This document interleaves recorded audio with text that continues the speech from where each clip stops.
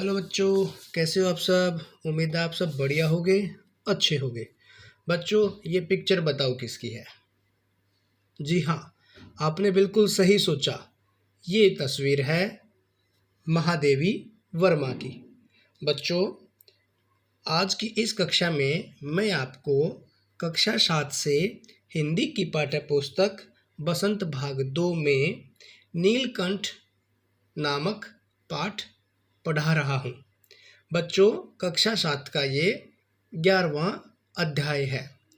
बच्चों, इस पाठ को पढ़ने से पहले मैं आपको महादेवी वर्मा के बारे में थोड़ी सी जानकारी बता देता हूँ।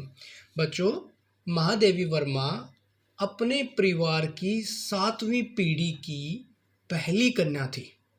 यानी कि इससे पहले उनके परिवार की 7 पीढ़ियाँ ऐसी चली गई जिनको कोई बेटी ही नहीं थी। और जब महादेवी वर्मा का जन्म हुआ तो उनके परिवार वालों ने माता दुर्गा की कृपा समझकर इनका नाम महादेवी रखा था। बच्चों, महादेवी वर्मा के बारे में मैं आपको एक बड़ी ही कमाल की बात बताता हूँ। जिस टाइम वो 9 वर्ष के थे ना बच्चों, तो उस समय उनकी शादी कर दी गई थी। अब देखो, 9 वर्ष का बच्चा कौन सी कक्षा में पढ़ता है, तो उस समय उनकी शादी हो चुकी थी। बच्चों, महादेवी वर्मा जब 10वीं क्लास में थी तो उन्होंने इतनी अच्छी पढ़ाई की कि वो पूरे अपने स्टेट में फर्स्ट आई। और उसके बाद वो जब पढ़ते गए और उन्होंने संस्कृत से एमए किया ना, तो फिर उनको प्रिंसिपल बना दिया गया था। तो बच्चों, महादेवी वर्मा को ना पशु पक्षियों से बहुत ज़्यादा प्यार था। वो बहुत प्यार करती थी पशु पक्षियों को। और बच्चों, जो ये आपकी कहानियाँ देख रहे हो ना, उनकी बहुत सारी कहानियाँ हैं, कविताएं हैं।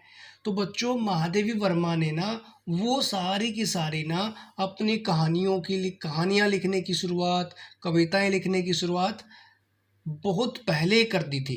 वो जब स्कूल में पढ़ती थी ना, 8वीं क्लास में, 9वीं क्लास में, तब से वो ना अपनी कहानियाँ लिखती थी और अनेकों मंचों पर अपनी कहानियों का वक्तव्य करती थी। तो आइए बच्चों, आज पढ़ते हैं महादेवी वर्मा द्वारा लिखित पाठ नीलकंठ। उस दिन एक अतिथि को स्टेशन पहुंचाकर मैं लौट रही थी। बच्चों, ये शब्द कौन कह रहा है? ये वाले शब्द महादेवी वर्मा बोल रही हैं। उनके घर पे ना कोई गेस्ट आया था।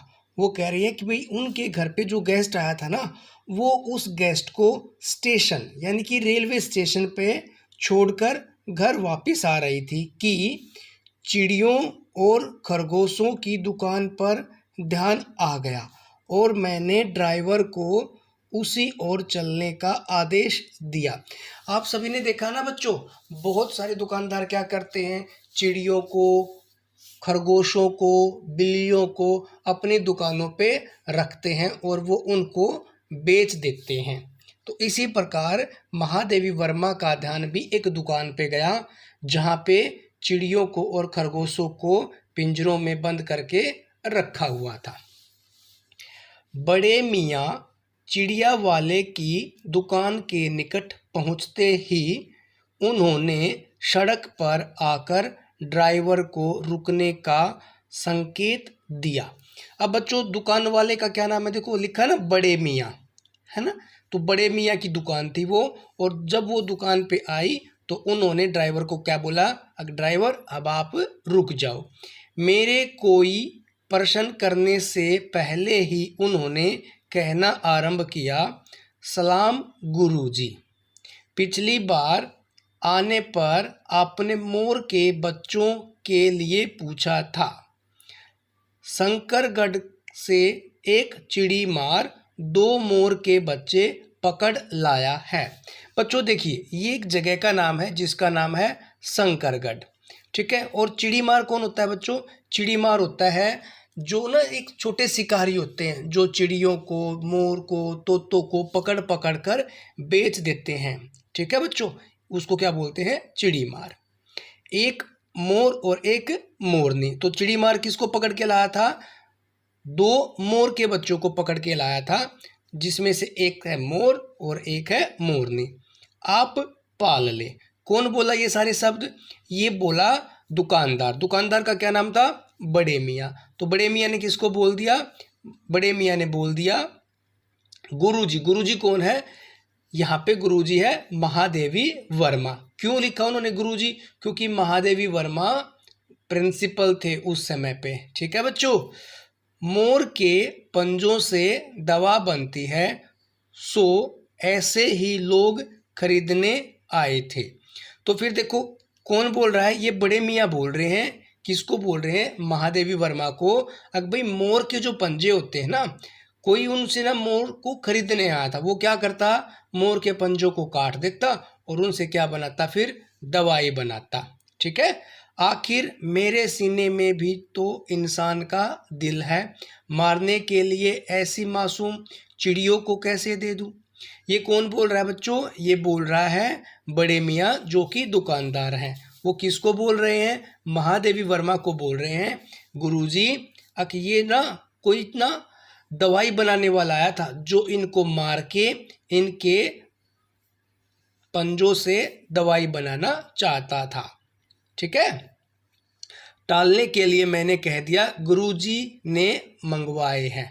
तो किसने बोल दिया?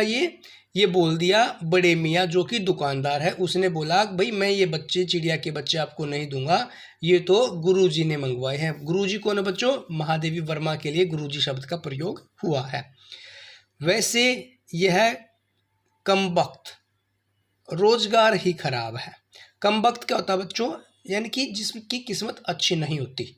ठीक है। कमबख्त रोजगार ही खराब है, बस पकड़ो पकड़ो मारो मारो। ये कौन बोल रहा है बच्चों? ये बोल रहा है बड़े मियाँ, जो कि दुकानदार है। किस लिए बोल रहा है? अभी जो ये धंधा है ना, जो ये काम करता है, ये जो व्यापार करता है, चिड़ियों को पकड़ना, उनको मारना, उनको बेचना, वो बोल रहा है भाई मेरे अंदर भी तो एक इंसान का दिल है। ठीक है ना। मैं भी इस धंधे से परेशान हूँ, लेकिन मैं क्या करूँ? मुझे अपने परिवार का गुजारा चलाना है, इसलिए मैं क्या करता हूँ? ये काम करता हूँ, पशुओं को पकड़ता हूँ, पक्षियों को पकड़ता हूँ और उनको कोई किसी को बेच के अपने गुजारा करता हूँ। बड़े मियाँ के भाषण की तूफान मेल के लिए कोई निश्चित स्टेशन नहीं है। अब देखो कौन है ये है बड़े मियाँ। ये लगातार क्या करे? तूफान मेल, यानी कि लगातार बोले ही जा रहे हैं, बोले ही जा रहे हैं, और गुरुजी यानी कि महादेवी वर्मा को कहने के लिए मौका ही नहीं दे रहे। ठीक है। सुनने वाला थक कर जहां रोक दे वहीं स्टेशन मान लिया जाता है। तो ठीक है बच्चों, जिस तरह से एक ट्रेन चलती जाती है वो केवल अपने स्टेशन पे रुकती है ना, उसी तरह से बड़े मियाँ क्या करें? लगातार बोले ही जा रहे हैं, बोले ही जा रहे हैं। ठीक है। उनको तो बीच में पहले टोकना पड़ता है, तब जाके वो रुकते हैं। इस तथ्य से परिचित होने के कारण ही मैंने बीच में उन्हें रोककर पूछा, मोर के बच्चे हैं? देखो सरप्राइज है ना, मोर के बच्चे कहाँ?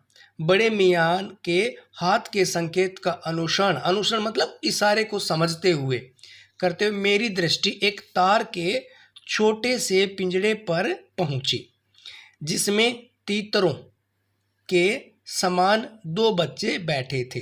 पिंजरा इतना संकीर्ण मतलब छोटा था कि वे पक्षी शावक जाली के गोल फ्रेम में किसी जड़े चित्र जैसे लग रहे थे। अब देखो बड़े मियाँ ने उनको इतना बिल्कुल फंसा के रखा हुआ था, इतने टाइट पिंजरे में रखा हुआ था। वो पिंजरा मतलब बहुत छोटा था। जैसे मोर के बच्चे तो बड़े होते हैं ना, लेकिन वो बहुत छोटे लग रहे थे। तीतर के तो और भी छोटे होते हैं ना, तो उनसे बिल्कुल ऐसे लग रहे हैं कि ये तो बहुत छोटे बच्चे हैं, ये तो ना तस्वीर के जैसे लग रहे हैं कि इनको तो बिल्कुल फंसा के रखा हुआ है। अच्छा बच्चों, आगे देखते हैं महादेवी वर्मा जी क्या कहते हैं। मेरे निरीक्षण के साथ साथ बड़े मियाँ की भाषण मेल चली जा रही थी। यानी कि लगातार बड़े मियाँ क्या कर रहे थे? वो अपनी बातें कर रहे थे। ईमान कसम, यानी कि ईमान का मतलब क्या होता है बच्चों? यानी कि जैसे जो आदमी कोई काम धंधा करता है, जैसे हम कोई भगवान को मानते हैं या जो हम रोजगार करते हैं, उसको हम क्या बोलते हैं भाई? जैसे हम बच्चे करते हैं ना, माँ की कसम भाई, इसी तरह से वो कह रहे हैं ईमान कसम यानी कि अपने भगवान की कसम, अपने रोजगार की कसम, गुरुजी चिड़ीमार ने मुझसे इस मोर के जोड़े के नकद यानी कि बड़े मियाँ अब क्या कर रहे हैं, महादेवी वर्मा से मोर को बेचने के लिए पैसों का मोल भाव कर रहे हैं। तो क्या कह रहे हैं, जोड़े के नकद 30 रुपए लिए हैं। तो क्या कहना चाह रहे हैं चिड़ीमार, अक भाई मैंने तो ये मोर का जोड़ा 30 रुपए में खरीदा है। 12 कहाँ भाई, जरा सोच लो, अभी इनमें मोर की कोई खासियत भी नहीं है, तू इतनी बड़ी कीमत ही मांगने चला। तो बड़े मियाँ ये कहना चाह रहे हैं अभी तो ये मोर के छोटे बच्चे हैं, अभी तो पता ही नहीं है ये मोर हैं या नहीं है, और चिड़ीमार कितने रुपए मांग रहा है, 30 रुपए मांग रहा है। यानी कि बहुत पहले की बात है बच्चों, जब 30 रुपए बहुत बड़ी रकम होते हैं। ठीक है, आगे देखते क्या कहते हैं। पर वह मूंजी क्यों सुनने लगा। मूंजी का मतलब क्या होता है बच्चों, कंजूस। यानी कि वो कंजूस कहना चाह रहा है किसको, चिड़ीमार को। चिड़ीमार तो कंजूस है, वो ना 1 रुपया भी कम करने वाला नहीं है। मूंजी क्यों सुनने लगा, आपका ख्याल करके अचता पछता कर देना ही पड़ा। तो इसका मतलब क्या कहना चाह रहे हैं, ये बड़े मियाँ कहना चाह रहे हैं कि भाई मैंने तो ना उससे आपका ख्याल करके, क्योंकि महादेवी वर्मा ने उनसे एक बार कहा था कि भाई कोई मोर या कोई मोरनी है तो खरीद लेना, मैं ले लूँगी, अब आप जो मुनासिब समझे। तो अब बड़े मियाँ कहना चाह रहे हैं कि भाई मैंने तो उसको 30 रुपये में खरीद लिया, अब जो आपको ठीक लगे ना आप मुझे वो दे दे। अस्तु 30 चिड़ीमार के नाम के और 5 बड़े मियाँ के ईमान के देकर जब मैंने वह छोटा पिंजड़ा कार में रखा, तब मानो वह जाली के चौखटे का चित्र जीवित हो गया। जाली के चौखटे का चित्र का मतलब क्या हुआ बच्चों, क्योंकि पिंजरा बहुत छोटा था और मोर का जो पक्षी था या बच्चा था वो थोड़ा सा बड़ा था, वो बड़ी घुटन से उसमें अटका पड़ा था बेचारा, दुबड़ा सा शुकड़ा सा ऐसे पड़ा था। दोनों पक्षी सावक, पक्षी सावक का मतलब क्या होता है बच्चों, पक्षियों के बच्चे, यानी कि पक्षी के बच्चे के झटपटाने से लगता था मानो पिंजरा ही सजीव और उड़ने योग्य हो गया। अब जैसे ही महादेवी वर्मा ने वो पिंजरा बड़े मियाँ से लिया और अपनी कार में रखा तो पक्षियों की जान में जान आ गई, वो फड़फड़ाना शुरू कर दिया। ठीक है, आगे देखते क्या कहते महादेवी जी। घर पहुंचने पर सब कहने लगे तीतर है, मोर कहकर ठग लिया। अब देखो पहले ही बोल रहे थे ना चिड़ीमार, तो ये तो तीतर के बच्चे हो सकते हैं, है ना, लेकिन उनको क्या कह के ठग लिया, यानी कि मोर कह के झूठ बोल के उनसे पैसे ऐंठ लिए। कदाचित अनेक बार ठगे जाने के कारण ही ठगे जाने की बात मेरे चिढ़ जाने की दुर्बलता बन गई। क्योंकि बच्चों महादेवी वर्मा ना बहुत बार ऐसा ही हुआ है, उनको बोल के कोई पक्षी दे दिया और वो बाद में निकला कोई और, क्योंकि ना चीटिंग भी होती है ना बच्चों इस बार में। तो क्या कहते हैं कई बार ना जैसे पक्षियों के ऊपर ना पेंट कर देते हैं, भाई ये तो काला है, जैसे कोई कबूतर है या कोई तोता है या कोई खरगोश है, उसके ऊपर जो दुकानदार, जो चालाक दुकानदार है ना, उसके ऊपर अलग अलग कलर करके उसको बेच देते हैं। और जब कोई उसको मालिक लेके जाता है ना और जैसे नहलाता है तो 2 दिन के बाद, 10 दिन के बाद या महीने के बाद वो सारा कलर छूट जाता है और वो फिर ठगा सा महसूस कर सकता है ना। आगे देखते हैं क्या कहते हैं। अप्रसन्न होकर मैंने कहा, मोर के क्या सुरखाब के पर लगे हैं, है तो पक्षी ही। वो कहता कोई बात नहीं, महादेवी जी क्या कहते हैं, कोई बात नहीं, अगर मोर नहीं होगा तो कोई बात नहीं, मुझे कोई चिंता नहीं। मोर सुरखाब, सुरखाब का पक्षी होता है बच्चों। ठीक है, वो कहते हैं भाई ये कोई उसके पर तो थोड़ी है, कोई बात नहीं, मोर नहीं हो तो कोई बात नहीं। चिढ़ा दिया जाने के कारण ही संभवतः उन दोनों पक्षियों के प्रति मेरे व्यवहार और यत्न में कुछ विशेषता आ गई, यानी कि वो उनके बारे में और थोड़ा सा क्या हो गए, अट्रैक्टिव हो गए, उनकी और ज़्यादा से देखभाल करना शुरू कर दिया। पहले अपने पढ़ने लिखने के कमरे में उनका पिंजड़ा रखकर उसका दरवाज़ा खोला। तो महादेवी वर्मा ने क्या किया, उनको पता लगा कि भाई ये पिंजरा बहुत छोटा है, तो उन्होंने कहा जहाँ पे महादेवी वर्मा अपनी कविताएं लिखती हैं, ठीक है ना, अपने लेख लिखती हैं, अपने पाठ लिखती थी, कहानियाँ लिखती थी, उन्होंने उस कमरे के अंदर उनका पिंजरा रखवा के और पिंजरे का मुंह क्या कर दिया, खोल दिया, उन दोनों को अपने ही कमरे में क्या कर दिया, आज़ाद कर दिया, ताकि वो अपने पंखों को हिला सके, थोड़ा सा उड़ सके। ठीक है बच्चों। फिर 2 कटोरों में सत्तू की छोटी छोटी गोलियां और पानी रखा, यानी कि उनके खाने पीने का सामान भी रख दिया। वे दोनों चूहेदानी जैसे पिंजरे से निकलकर कमरे में मानो खो गए, क्योंकि देखो वहाँ पिंजरा तो बहुत छोटा था ना, उस छोटे से पिंजरे में वो क्या थे, बहुत ज़्यादा परेशान थे। और वो फिर क्या हो गए, वो दोनों तो आज़ाद हो गए, और आज़ाद होने के बाद तो अलग ही खुशी होती है ना। ठीक है, आगे देखें क्या कहता है। कभी मेज के नीचे घुस गए, कभी अलमारी के पीछे, अंत में उस लुका छुपी से थककर उन्होंने मेरे रद्दी कागजों की टोकरियों को अपने नए बसेरे का गौरव प्रदान किया। अब देखो बच्चों, जैसे हम थक हार के आ जाते हैं तो आराम से खा पी के बिल्कुल अपने बेड पे जाके सो जाते हैं ना, इसी तरह से क्या हुआ, जब वो मोर लुका छिपी खेल रहे थे, है ना, कभी अलमारी के पीछे जाते थे, कभी मेज के नीचे छुप जाते थे, तो फिर वो क्या हो गए, वो थक गए अपनी एक्टिविटी से, और थक हार के उन्होंने जो रद्दी थे ना, रद्दी के जो पेपर थे, ठीक है, उनमें क्या कर दिया, अपना आसरा बना लिया, यानी कि अपने रहने की जगह बना ली। 2-4 दिन वे इस प्रकार दिन में इधर उधर गुप्तवास करते और रात में रद्दी की टोकरी में प्रकट होते। तो दिन में क्या करते, वो दिन में इधर उधर छिप जाते और रात में कहाँ मिलते, उस रद्दी की टोकरी में मिलते। फिर आश्वस्त हो जाने पर कभी मेरी मेज पर, कभी कुर्सी पर, कभी मेरे सिर पर अचानक आविर्भूत होने लगते, यानी कि वो महादेवी जी के साथ क्या करने लगते, वो उनके साथ आनंदित होकर खेलने लग गए, क्योंकि उनको क्या विश्वास हो गया, अब महादेवी वर्मा जी उनको मारेंगी नहीं, वो उनके साथ ही उनको रखेंगी, उनका खाने पीने का ध्यान रखेंगी। ऐसा ही होता है ना बच्चों, जब हमें किसी चीज़ से डर लगता है तो हम भी छिपते उगते रहते हैं ना, इसी से वो मोर भी क्या थे, पहले तो छिप रहे थे, लेकिन अब उनको पक्का विश्वास हो गया था अब भाई वो अच्छी जगह पे आ गए हैं। ठीक है, आगे देखो बच्चों क्या कहते हैं। खिड़कियों में तो जाली लगी थी, पर दरवाजा मुझे निरंतर बंद रखना पड़ता था। खुला रहने पर चित्रा देखो बच्चों, मैंने पहले ही कहा था ना, महादेवी वर्मा जी ना बहुत सारे पक्षियों को, पशुओं को पालती थी। आगे चित्र में देखना आपको खरगोश भी दिखेगा, मोर भी दिखेगा, ठीक है ना, और एक ना गाय की बच्चियां भी थी उनके पास, ठीक है, जिसका नाम लीला था। ठीक है बच्चों, आगे देखो, इनकी बिल्ली का नाम क्या है, चित्रा। इन नवागंतुकों यानी कि नए आए हुए नवागंतुकों यानी कि नए आए हुए बच्चों को, ठीक है, कौन थे ये, मोर और मोरनी, दोनों बच्चे थे ना, का पता लगा सकती थी। बिल्ली क्या करती है बच्चों, बिल्ली चिड़िया को, है ना, मार देती है। और फिर महादेव वर्मा को भी डर था भाई ये जो चित्रा है ना, ये बड़ी शरारती है, क्या पता इनको कोई नुकसान पहुंचा दे। ठीक है, आगे देखते हो क्या कहते हैं।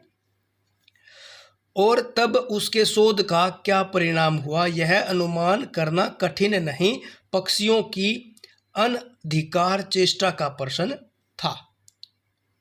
अच्छा चलो भाई, एक लाइन छूट की, आगे देखते हैं। यह अनुमान लगा सकती थी, और तब उनके शोध का क्या परिणाम होता, यह अनुमान करना कठिन नहीं है। यानी कि महादेवी वर्मा जी को पता है कि अगर बिल्ली को मोरों का पता लग गया तो वो क्या कर देगी, इनको मार देगी। वैसे वह चूहों पर भी आक्रमण नहीं करती, परंतु यहाँ तो 2 सर्वथा अपरिचित पक्षियों की अनधिकार चेष्टा का प्रश्न था।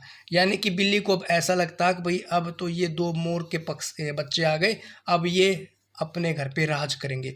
ठीक है, इसलिए वो इनको नुकसान पहुंचा सकती थी, उसके लिए दरवाज़ा बंद रहे। और ये दोनों उसकी दृष्टि में, ये दोनों का मतलब मोर का बच्चा यानी कि मोर और मोरनी, उनके छोटे बच्चे थे ना ये, उनकी दृष्टि में अरे गहरे मेरी मेज को अपना सिंहासन बना ले। ठीक है, यह स्थिति चित्रा जैसी अभिमानी मर्जारी के लिए असह कही जा सकती। मारजारी का मतलब क्या होता है बेटा?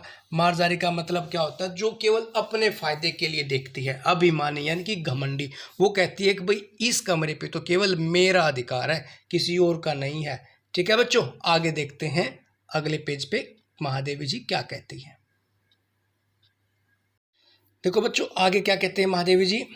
जब मेरे कमरे का कायाकल्प चिड़िया खाने के रूप में होने लगा, तब मैंने बड़ी कठिनाई से दोनों चिड़ियों को पकड़कर जाली के बड़े घर में पहुंचाया, जो मेरे जीव जंतुओं का सामान्य निवास है।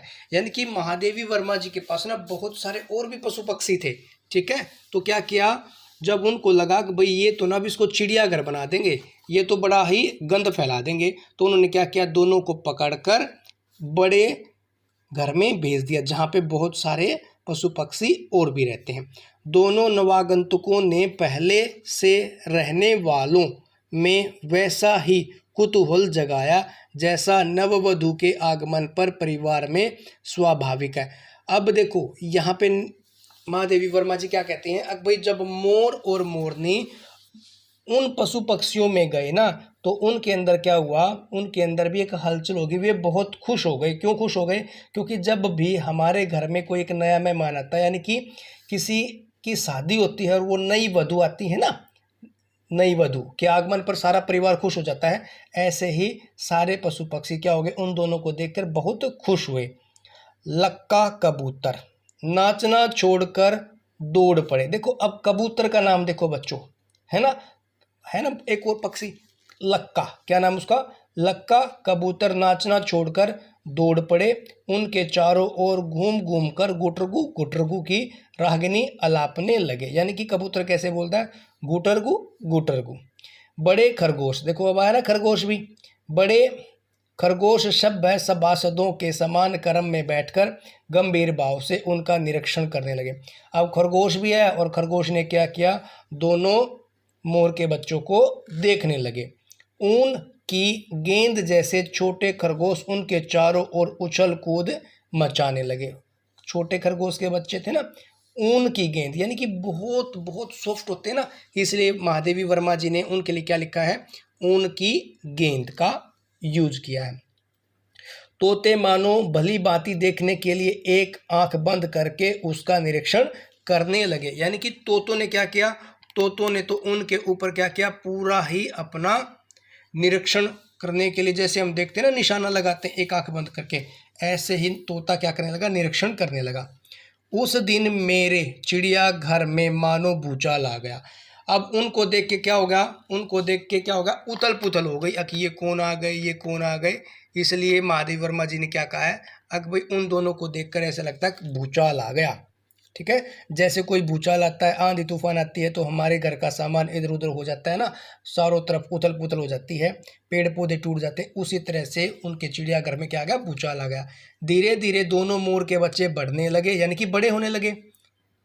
उनका कायाकल्प वैसा ही क्रमशः और रंग में था जैसा इल्ली से तितली का बनना। महादेवी वर्मा जी ने बच्चों तितलियों को भी पाल रखा था, है ना, लेकिन महादेवी वर्मा जी यहाँ पे आपको बता रही हैं कि भाई मोर का जो रंग होता है ना, बहुत प्यारा होता है, बहुत सुंदर होता है, बहुत सारे उसके अंदर रंग होते हैं। तो इसी तरह से जैसे तितली की जो पंख होती है ना, उनमें बहुत सारे रंग होते हैं, तो मोर की गर्दन में उसी तरह से उसके पंखों में बहुत सारे कलर होते हैं, तो वो भी कलरफुल होना शुरू हो गए। मोर के सिर की कलगी और सघन कलगी, जो मोर के जो सिर के ऊपर होती है ना बच्चों, ये इस टाइप से, उसको क्या बोलते हैं, कलगी बोलते हैं। ठीक है, सघन का मतलब क्या हो गया, और भी गहरी होती गई। ठीक है, ऊंची और चमकीली हो गई। चोंच अधिक बंगिम और पैनी यानी कि मजबूत, बंकिम यानी कि मजबूत और पैनी हो गई। गोल आंखों में इंद्रनी, इंद्रनी यानी कि इंद्र की पत्नी, इंद्रनी की नीलाभ, नीलाभ यानी कि नीली नीली। द्युति, द्युति का मतलब होता है बिजली, यानी कि चमकीली, झलकने लगी। अब देखो मोर, ये प्रश्न आएगा आपके अभ्यास में, उसमें क्या पूछा जाएगा, वो पूछा जाएगा मोर की सुंदरता का वर्णन करो।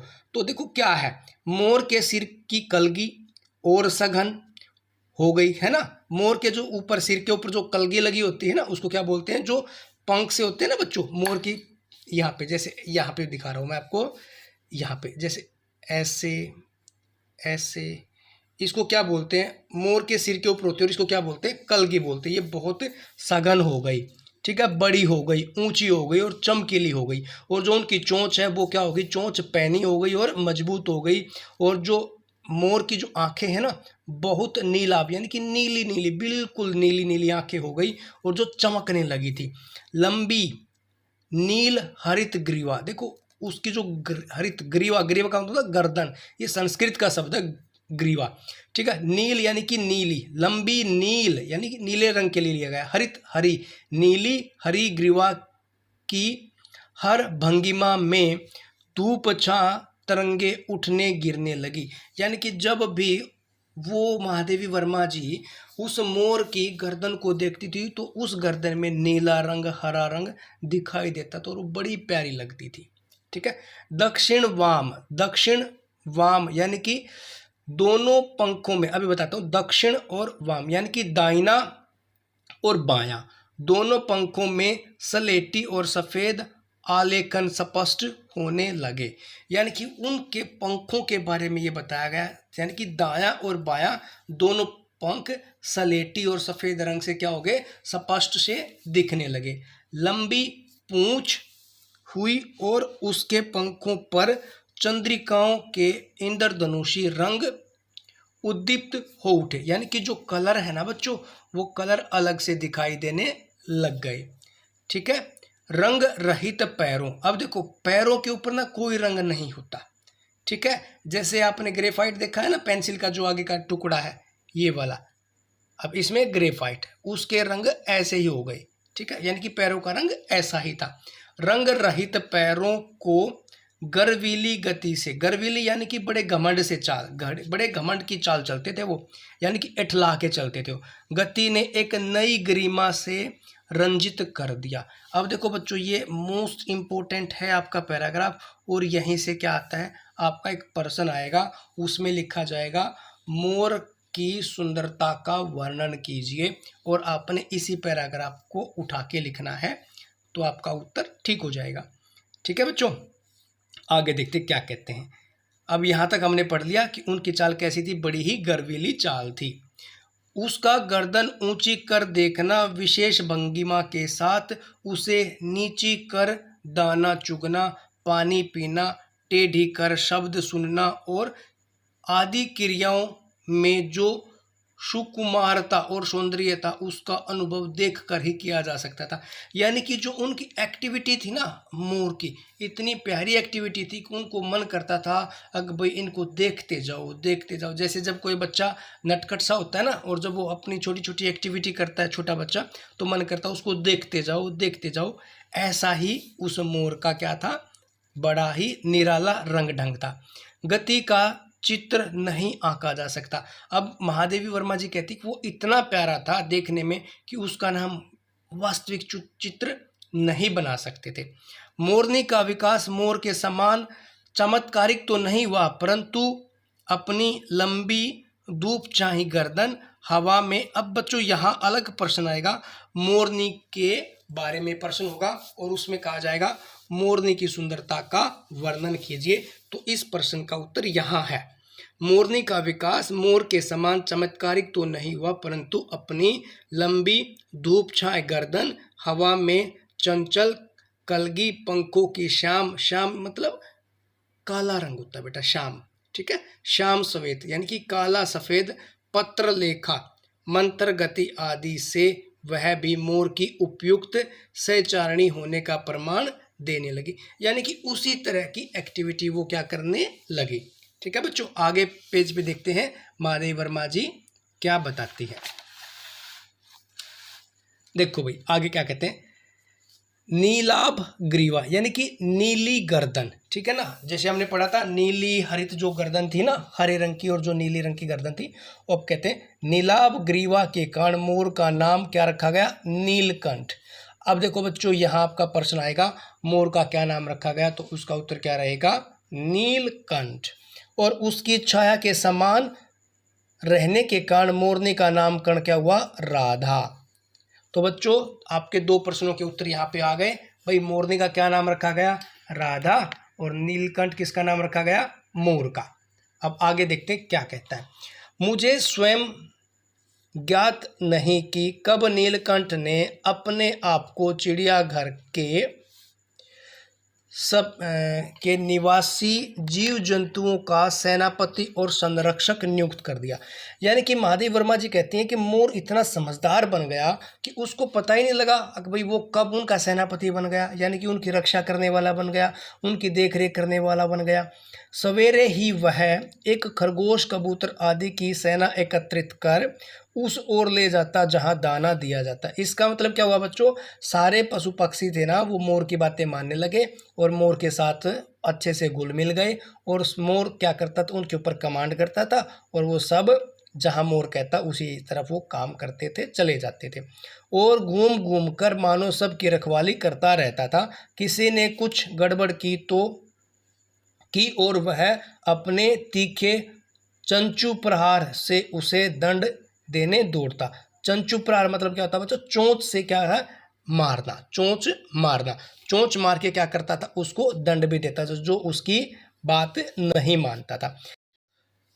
खरगोश के छोटे बच्चों को वह चोंच से उनके कान पकड़कर ऊपर उठा लेता था और जब तक वे आर्त क्रंदन न करने लगते, यानी कि चिल्लाने न लगते, दर्द से रोने न लगते, ठीक है, उन्हें अधर में लटकाए रखता। यानी कि जब कोई हमारे कान पकड़ के खींचता तो हमें भी दर्द होता है ना, इसी तरह से खरगोश के बच्चों को भी वो ऐसे ही दंड देता था। और जब वो रोते चिल्लाते थे तो उनको क्या करता था? छोड़ देता था। कभी कभी उसकी पैनी चोंच से खरगोश के बच्चों का कर्णवेधन संस्कार हो जाता था। कर्णवेधन संस्कार का मतलब जैसे बच्चों हम और आप छोटे छोटे बच्चों को बाली नहीं पहनवाते है ना, इसी तरह से क्या होता था उनके, क्योंकि उसकी चोंच क्या थी? बहुत पैनी थी और वो सॉफ्ट सॉफ्ट होते थे उसके खरगोश के कान, तो क्या होता था? वो उसमें छेद हो जाता था।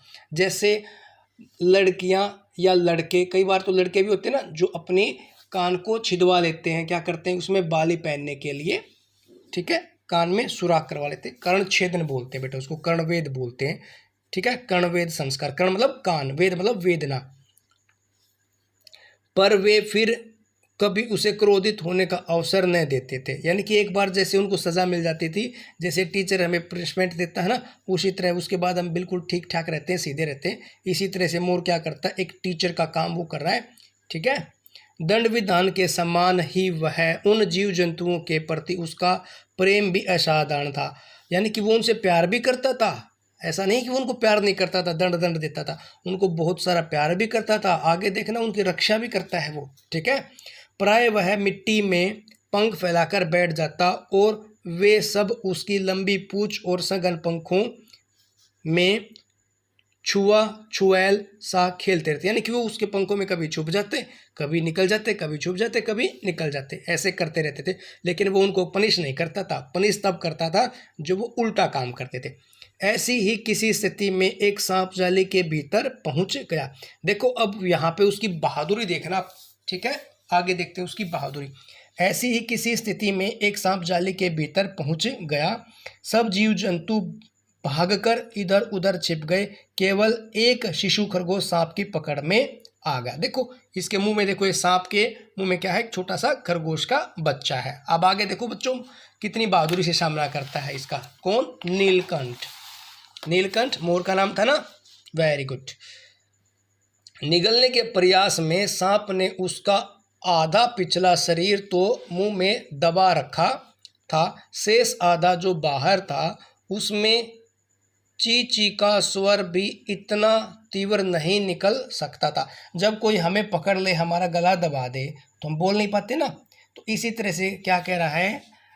अब भाई खरगोश को ना सांप ने बड़े जोर से पकड़ लिया, अब उससे ना बोला भी नहीं जा रहा कि किसी को स्पष्ट सुनाई दे सके। नीलकंठ दूर ऊपर झूले में सो रहा था, उसी के चौंकने कानों ने उस मंद स्वर की व्यथा पहचानी। यानी कि नीलकंठ को पता लगा कोई परेशान है। वह पूंछ पंख समेटकर सर से एक झपट्टे में नीचे आ गया, अचानक से बिल्कुल एक ही सेकंड में क्या आ गया, उस खरगोश के पास पहुंच गया। संभवतः अपनी सहज चेतना से ही उसने समझ लिया होगा कि सांप के फन पर चोंच मारने से खरगोश भी घायल हो सकता है। ठीक है बच्चों, क्योंकि मोर समझदार था ना, उसको पता लगा कि भाई अगर मैं इसके मुंह पे अगर चोंच मारूंगा ना तो ये क्या हो जाएगा, खरगोश को नुकसान हो जाएगा, चोट लग जाएगी।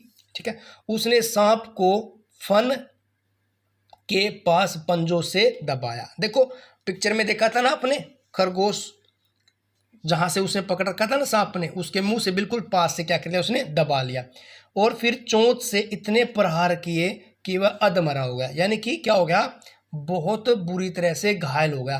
पकड़ ढीली पड़ते ही खरगोश का बच्चा मुख से निकल आया, परंतु निश्चेत सा वहीं पड़ा रहा। यानी कि सांप ने ना बहुत जोर से उसको पकड़ रखा था, अब उसमें ना बिल्कुल गुंजाइश नहीं थी कि वो हिल डुल सके। निश्चेत का मतलब बेहोश, बेहोश पड़ा था। राधा ने सहायता देने की आवश्यकता नहीं समझी, लेकिन राधा, राधा कौन है, राधा मोरनी का नाम है।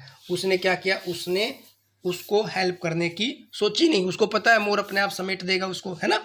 राधा ने सहायता देने की आवश्यकता नहीं समझी, परंतु अपनी मंद केका से किसी असामान्यता घटना की सूचना सब ओर प्रसारित कर दी। यानी कि उसने क्या कर दिया, अपनी आवाज से सबको चौकन्ना कर दिया। माली पहुंचा, फिर हम सब पहुंचे।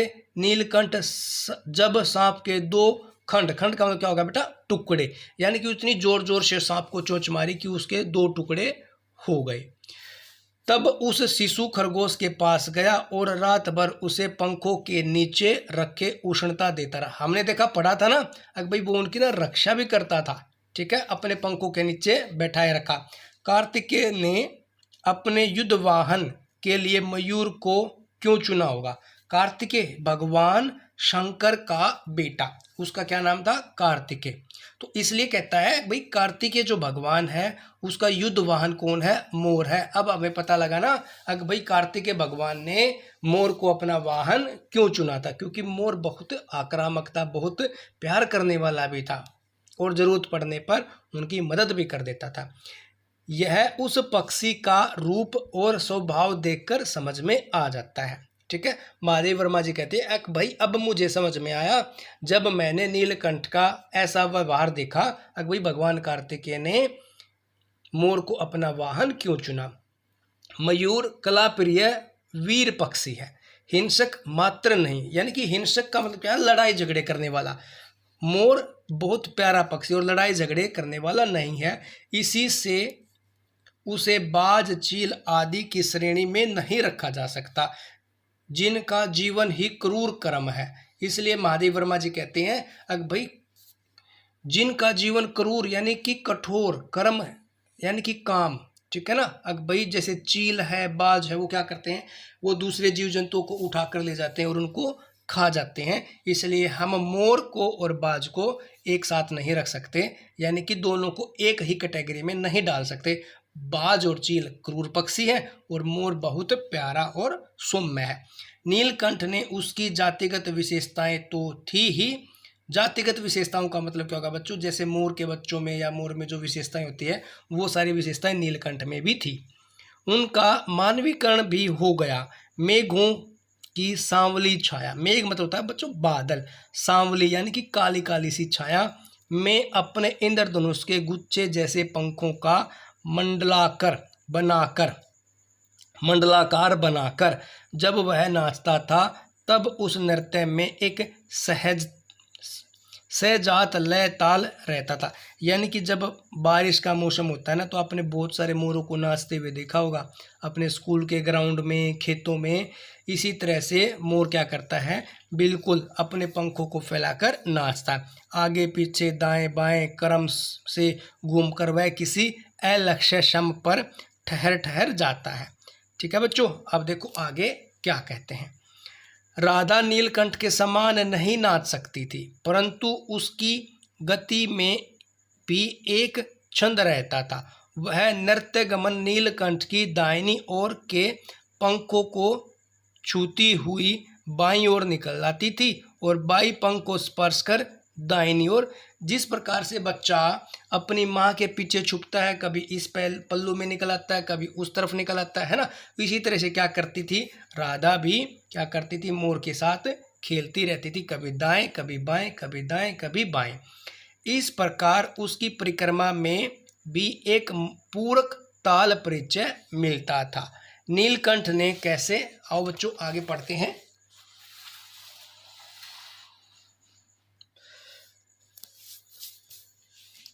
समझ लिया कि उसका नृत्य मुझे बहुत भाता है, यह तो नहीं बताया जा सकता, परंतु अचानक एक दिन वह मेरे जाली घर के पास पहुंचते ही अपने झूले से उतरकर नीचे आ गया और पंखों का सतरंगी मंडलाकार छाता तानकर नृत्य की भंगिमा में खड़ा हो गया।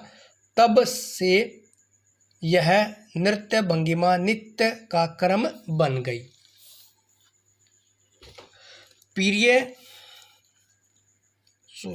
प्राय मेरे साथ कोई न कोई देसी विदेशी अतिथि भी पहुंच जाता था। अब महादेवी वर्मा जी कहती हैं अब भाई वो मोर ना बड़े मनभावक हो गए थे, वो तो नाचते ही रहते थे, उनका ये तो काम हो गया था। और महादेवी वर्मा जी कहते हैं कि मेरे साथ कोई ना कोई देसी विदेशी मेहमान पहुंच जाता था। नीलकंठ की मुद्रा को अपने प्रति सम्मान पूर्वक समझकर विषयाभिभूत हो उठता था। कई विदेशी महिलाओं ने उसे परफेक्ट जेंटलमैन की उपाधि दी। परफेक्ट जेंटलमैन का बच्चों मतलब क्या हुआ, अगर जैसे हमारे टीचर क्लास में आते हैं, हम क्या करते हैं उनको प्रणाम करते हैं, उनकी रिस्पेक्ट में हम खड़े होते हैं। इसी तरह से या कोई हमारे घर में जो कोई मेहमान आते हैं हम उनका आदर से, सत्कार से, प्यारी मुस्कान से क्या करते हैं उसका अभिवादन करते हैं। तो मोर भी क्या करता था, अपने अतिथियों का नाच कर उनका स्वागत करता था। जिस नुकीली पैनी चोंच से वह भयंकर विषधर मतलब बच्चों सांप को खंड खंड यानी कि 2 टुकड़ों में कर दिया था ना उसने, इसलिए लिखा खंड खंड कर सकता था, उसी से मेरी हथेली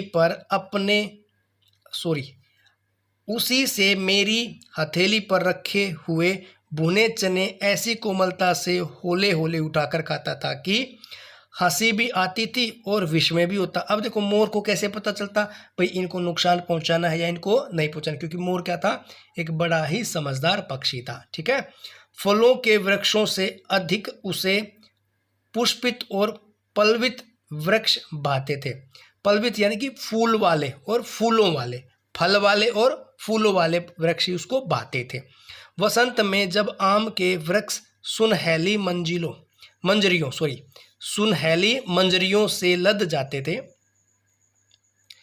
बसंत में जब आम के वृक्ष सुनहली मंजरियों से, यानी कि मंजरियों का मतलब क्या होता है, जब आम के वृक्षों के ऊपर कोर आना शुरू होता है, यानी कि जब आम छोटे छोटे रूप में आंबियों के रूप में लगना शुरू होते थे, लद जाते थे, अशोक नए लाल पल्लवों से ढक जाते थे, यानी कि लाल फूलों से ढक जाते थे, तब जाली घर में वह इतना अस्थिर हो उठता कि उसे बाहर छोड़ देना पड़ता। यानी कि वो इतनी उछल कूद करता कि उसको ना उस जगह से दूर रखना पड़ता। देखो बच्चों अगले पेज पे महादेवी वर्मा जी क्या एक्सप्लेन करते हैं। नीलकंठ और राधा की सबसे प्रिय ऋतु तो वर्षा ही थी, यानी कि वर्षा ऋतु सबसे प्रिय ऋतु थी ना उन दोनों की। जैसे हमें भी अच्छा लगता है बारिश में नहाना, है ना, आप सबको भी अच्छा लगता होगा। ठीक है, देखते हैं क्या कहते हैं। मेघों के उमड़ आने से पहले ही वे हवा में उसकी सजल आहट पा लेते थे और तब उनकी मंद केका की गूंज तीव्र से तीव्र होती, तीव्रतर, यानी कि बहुत जोर जोर से वो अपनी आवाज़ से चारों तरफ गुंजन करते रहते थे। और महादेवी वर्मा जी कहती हैं मानो बूंदों के उतरने के लिए सोपान पंक्ति बनने लगती थी। यानी कि वो जो बूंदों की पंक्ति का मतलब क्या है, जो बूंदों यानी कि जो बारिश थी ना, पशु पक्षियों को जैसे बारिश होने का पता लग जाता है ना, पहले पता लग जाता है, उसी तरह से उनको पहले ही आहट हो जाती है कि अब बारिश होने वाली है। और तब उनकी मंद केका की गूंज यानी कि उनकी प्यारी प्यारी आवाज़ इधर उधर तीव्र से तीव्रतर होती, मानो बूंदों के उतरने के लिए सोपान पंक्ति बनाने लग जाती। सोपान पंक्ति का मतलब बच्चों उनके बूंदों को नीचे धरती पे लाने के लिए एक रास्ता बनाने की कोशिश करती रहती थी।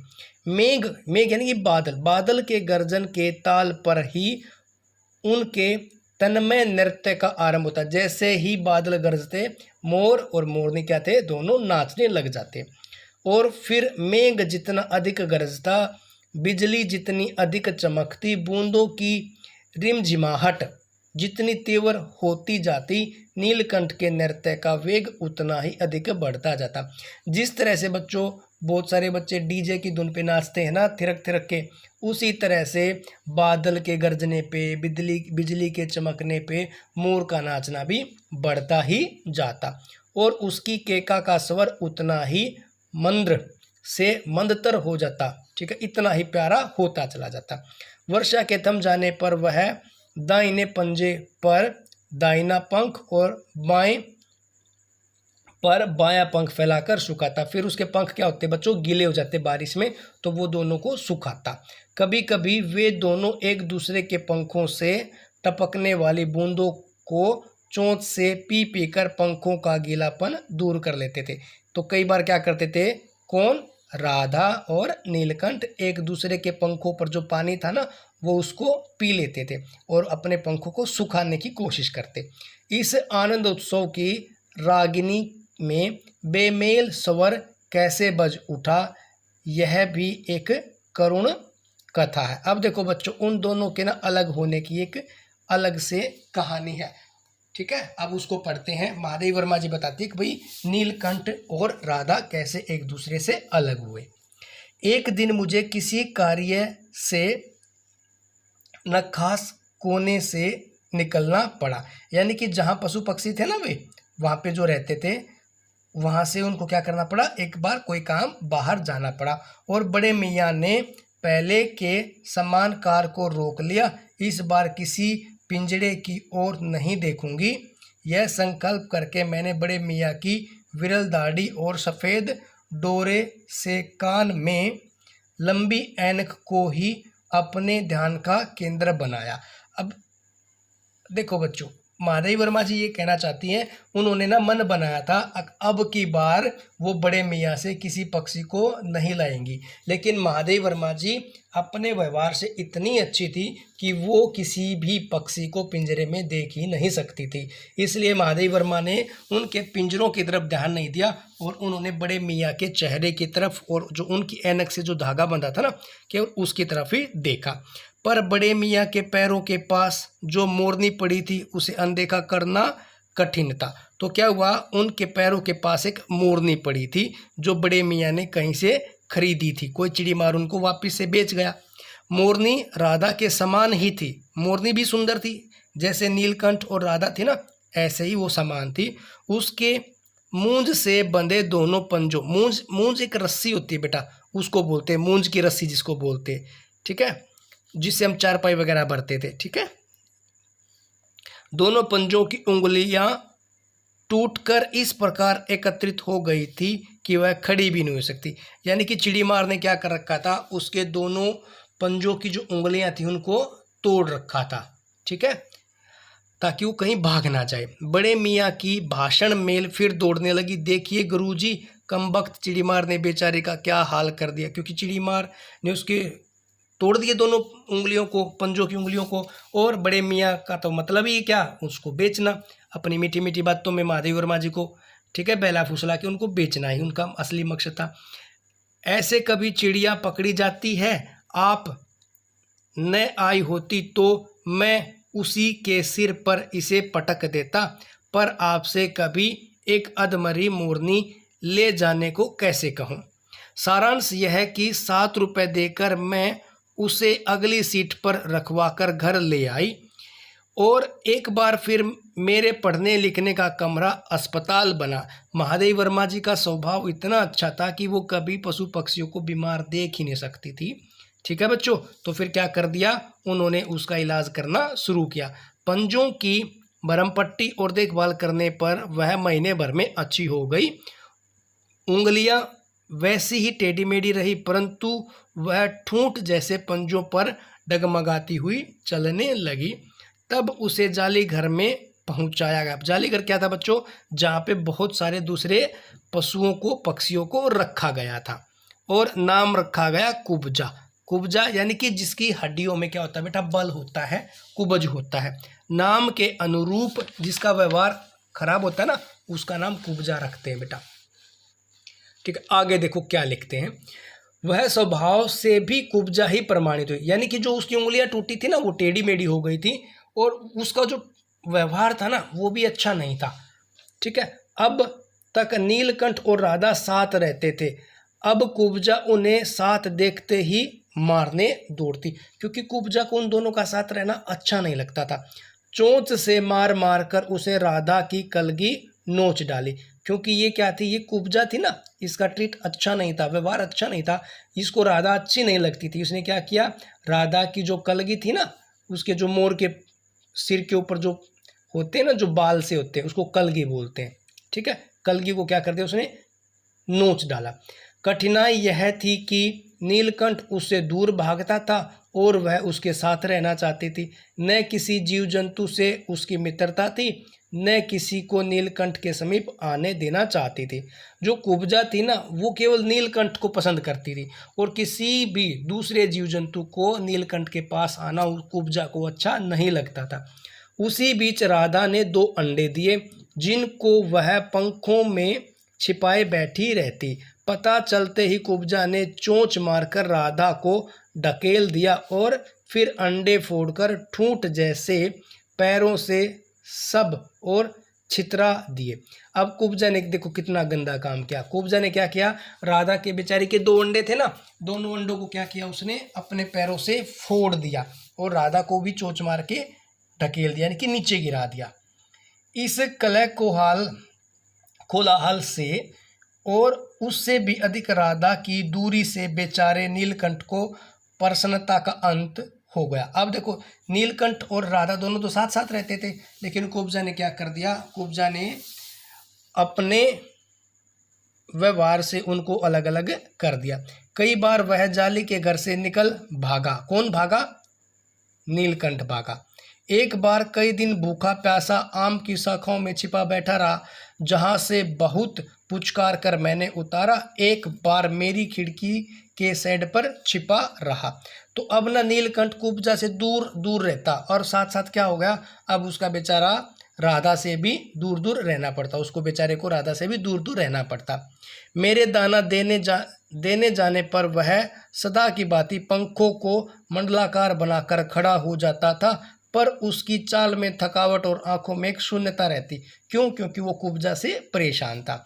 अपनी अनुभवहीनता के कारण ही मैं आशा करती रही कि थोड़े दिन बाद सब में मेल हो जाएगा। अंत में 3-4 मास के उपरांत एक दिन सवेरे जाकर देखा कि नीलकंठ पूंछ पंख फैलाए धरती पर उसी प्रकार बैठा हुआ है जैसे खरगोश के बच्चों को पंखों में छिपाकर बैठता था।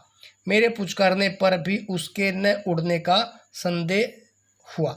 तो क्या हुआ, एक बार जो मोर था ना नीलकंठ, वो अपने पंखों को फैलाकर बैठा था जब वो खरगोश के बच्चों को उसमें छिपाकर बैठता था, लेकिन महादेव वर्मा जी के पुचकारने से भी वो नहीं उड़ पाया, क्योंकि बेटा वो मर गया था। वास्तव में नीलकंठ मर गया था। क्यों, अब देखो क्यों, अब पूछा ना महादेव वर्मा ने अपने आप से प्रश्न, क्यों मर गया, क्योंकि कुब्जा ने उसका ये बुरा हाल कर दिया था, है ना। क्यों का उत्तर तो अब तक नहीं मिल सका। न उसे कोई बीमारी हुई, न उसके रंग बिरंगे फूलों के स्तंभ जैसे शरीर पर कहीं कोई चोट का चिन्ह मिला। मैं अपने शाल में लपेटकर उसे संगम ले आई। जब गंगा के बीच, संगम क्या होता है बेटा, संगम जहाँ पे गंगा यमुना और सरस्वती मिलती है ना, उस जगह को क्या बोलते हैं, संगम बोलते हैं। जब गंगा की बीच धार में उसे प्रवाहित किया गया तब उसके पंखों की चंद्रिकाओं से विलंबित प्रतिबिंबित होकर गंगा का चौड़ा पाट, पाट मतलब किनारा, चौड़ा पाट एक विशाल मयूर के समान तरंगित हो उठा। क्योंकि जब सूरज की जो किरणें थी ना बेटा उसके पंखों पे पड़ी, और जो पानी था ना एक प्रतिबिंब का काम करता है, एक शीशे का काम करता है, एक दर्पण का काम करता है, जिसकी वजह से हर ओर उस पानी में मोर की छाया फैल गई। नीलकंठ के न रहने पर राधा तो निश्चेष्ट सी कई दिन कोने में बैठी रही। यानी कि राधा का भी अब उसके बिना मन नहीं लगता था, वो भी एक तरफ बैठी रहती थी। कई बार भाग कर लौट आया था वह कौन? नीलकंठ। कई बार वो चला जाता था लेकिन वापस आ जाता था। अब कौन प्रतीक्षा कर रही है उसकी? राधा प्रतीक्षा कर रही है। अतः वह प्रतीक्षा के भाव से द्वार पर दृष्टि लगाए रहती। पर कुब्जा, अब देखो सारा खेल किसने खराब कर दिया? कुब्जा ने खेल खराब कर दिया। कुब्जा ने कोलाहल के साथ खोज ढूंढ आरंभ की। खोज के क्रम में वह प्राय जाली का दरवाजा खुलते ही बाहर निकल आती थी और आम, अशोक, कचनार आदि की शाखाओं में नीलकंठ को ढूंढती रहती। अब कौन ढूंढती है? कुब्जा भी तो उसको ढूंढती है, क्योंकि कुब्जा उसको पसंद करती थी और नीलकंठ कुब्जा को पसंद नहीं करता था। एक दिन आम से उतरी ही थी कि कजली, अल्सेनियन कुत्ती। अब देखो मैंने बोला था ना महादेवी वर्मा जी बहुत सारे पशु पक्षियों को पालती थी। अब एक नया नाम आता है कजली। कजली क्या है? एक कुतिया का नाम है, ठीक है। महादेवी वर्मा ने एक कुत्ती को पाल रखा था, एक अस्लेनियन कुत्ती को पाल रखा था, उसका नाम था कजली। सामने पड़ गई। स्वभाव के अनुसार उसने कजली पर भी चोंच से प्रहार किया। परिणामतः कजली ने दो दांत उसकी गर्दन पर लग गए। इस बार उसका कलह कोलाहल और द्वेष प्रेम भरा जीवन बचाया न जा सका। अब देखो उसने बुरा किया था ना नीलकंठ के साथ, अब उसका भी महादेवी वर्मा की जो कजली नाम की जो कुतिया थी ना उसने उसका काम तमाम कर दिया। परंतु इन तीन पक्षियों ने मुझे पक्षी प्रकृति की विभिन्नता का जो परिचय दिया है वह मेरे लिए विशेष महत्व रखता। ये कौन कहता है? ये बात महादेवी वर्मा जी कहती हैं। अब देखो तीनों पक्षी हैं, एक कौन थी? राधा, एक कौन था? नीलकंठ, और एक था ऑस्ट्रेलियन कुत्ती, और एक कुब्जा, है ना। तो वो कहती है उनका ना तीनों का जो नेचर था, जो व्यवहार था ना, वो तीनों का बड़ा ही अजीब था, तीनों का अलग अलग था, और वो तीनों का व्यवहार ही उनके लिए क्या था? उनके लिए बड़े ही विशेष महत्व का, यानी कि अपनी इंपॉर्टेंस रखता था। राधा अब प्रतीक्षा में ही दुकेली है, यानी कि वो पूरा दिन उनकी क्या करती है? प्रतीक्षा ही करती रहती है। आषाढ़ में जब आकाश मेघाच्छन्न हो जाता है तब वह कभी ऊंचे झूले पर और कभी अशोक की डाल पर अपनी केका को तीव्रतर करके नीलकंठ को बुलाती रहती है। अब देखो आप सबको पता है ना बच्चों, जो कोई भी मर जाता है वो कभी वापस नहीं आता, और हम सब क्या करते हैं? फिर उनका इंतजार ही करते हैं ना। इसी तरह से अब राधा भी नीलकंठ का केवल इंतजार ही करती रहती है। उम्मीद है बच्चों आपको यह पाठ अच्छे से समझ में आया होगा, सारे प्रश्नों के उत्तर भी इसमें मिल चुके होंगे। बच्चों अगर आपको मेरी ये वीडियो अच्छी लगी है, पसंद आई है, तो कृपया मेरे चैनल को सब्सक्राइब करें, लाइक करें, कमेंट करें, और जो भी आपको सब्जेक्ट पढ़ना है ना बेटा, जो भी कंसेप्ट आपको नहीं आता पहली क्लास से लेकर 10वीं क्लास तक, वो आप कमेंट में लिखिए, मैं उसके ऊपर आपको वीडियो बना के शेयर कर दूंगा। थैंक यू बच्चों।